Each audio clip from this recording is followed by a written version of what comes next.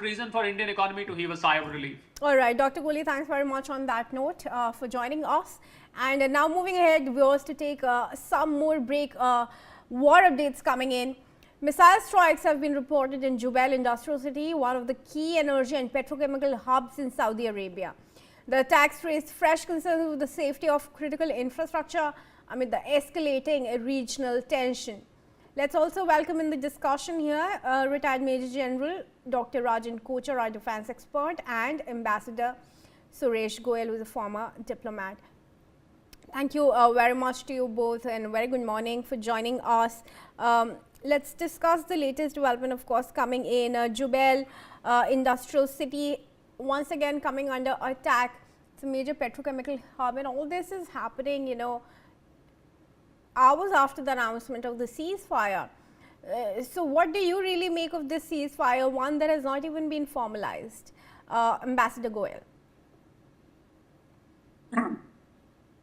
Preeti, this is an important development. It can be a bit uncertain. We do not know how long it is going to last. Things can change. But there is one factor, two factors which we need to keep in mind. Number one, Israel has also agreed, consented to be part of the ceasefire. Earlier, Israel had been saying that they will continue to fire even if President Trump had agreed to the ceasefire, the clear indication that their agenda for the war was very different from what President Trump had in mind. Even if Trump had agreed to the ceasefire, there was no guarantee. This time, Israel has agreed. That's an important factor.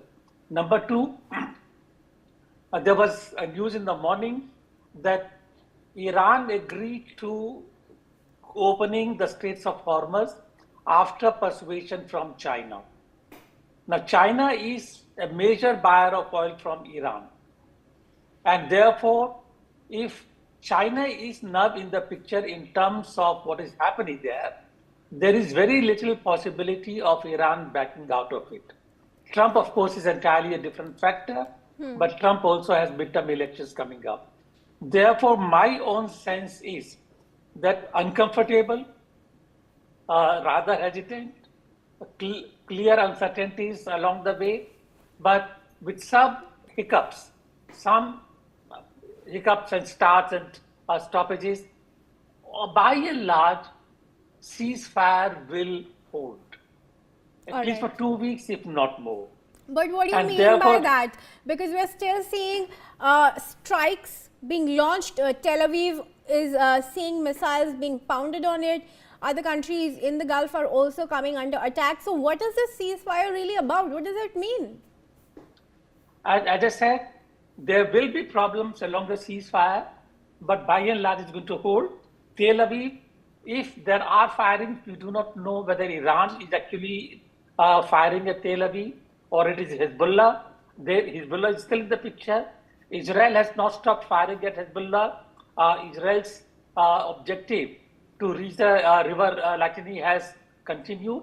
Therefore, there will be it's not going to be a smooth ceasefire. It will continue. There will be violations along the way, but the scale of attacks that we have been seeing till now, the threats, I think that is going to cease, and that is a welcome development. Sure. In fact, let's move on to some more updates now coming in, viewers, from the UAE. It is saying that its air defense systems are actively engaging drones and missiles launched from Iran, underlining that the threat remains very much active on the ground. This comes even after Trump announced the temporary ceasefire arrangement, once again raising questions about its implementation. Reports are also indicating that despite the truce announcement, missile and drone activity has not fully stopped, pointing to either delays in enforcement or continued hostilities. Dr. Kochar, what do you make of these developments in the middle of a ceasefire?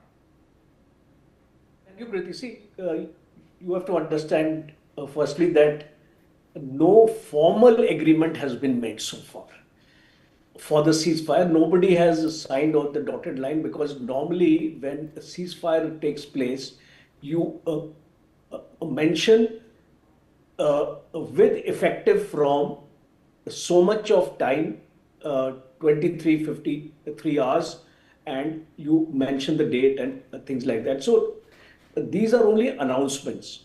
Now, both sides can take advantage of this fact as of now, because till yesterday, America was pounding Iran, even Kharg Island was attacked. So there has to be a riposte from Iran, and we are seeing the riposte taking place now, because Iran also knows that he should take advantage of this window, a small window which he has till such time that ceasefire becomes effective. Because I don't see any a particular date and time being mentioned in this announcement of the ceasefire, that with effective or with immediate effect or things like this. So in this small window, even I can give you example of Operation Sindoor. After the DGMOs agreed on the ceasefire, it took 1 day for the ceasefire to become effective, because in the interim period we saw Pakistan launching its drone towards Amritsar side, Punjab side. We saw that hectic activity taking place. So in this window of uncertainty, I will call it, you will see these kind of actions taking place, and it's nothing out of the ordinary. Second important aspect I would like to highlight here is this ceasefire does not mean that fighting in Lebanon has stopped. So Netanyahu has made it very, very clear that this ceasefire is restricted to Iran per se, and not to the other areas where the conflict is going on. Two contentious points are going to come up in this discussion. One is the Strait of Hormuz, because Strait of Hormuz has become the fulcrum point. It has become the center of gravity of this entire conflict, and it has become the trump card which Iran has today, because practically speaking, Iran didn't have any trump card available with it. So now I can call it a trump card in the literal sense. Iran actually holds this important leverage now, and the way Iran wants to set the conditions, it will do that. Second important is the security guarantees. Nuclear part, yes, enrichment towards peaceful means. Iran had earlier agreed also to that. So there is nothing new in the stand of Iran as of now, because earlier also when the talks were going on, Iran had agreed on the nuclear part of it. So I don't see anything different from that approach. But the most important is the bringing of China. Yes. Because I visualize that in case of any kind of security guarantees which Iran seeks from Donald Trump and Netanyahu, that in the future there will be no attacks on Iran, because we have seen there is a lack of trust. So trust, if it has to be built up, we must have some strong security guarantors like China and Russia. They will have to come in now to tell America that you must sign on this security guarantees. There will not be any future attacks on Iran. So that kind of an assurance I think Iran needs. And in case Iran is not going to get that kind of assurance, this ceasefire is not going to hold any long. All right, sure. Let's take some more updates then. Now, viewers, protesters in Basra province have stormed the Kuwaiti consulate and ripped down the flag of Kuwait.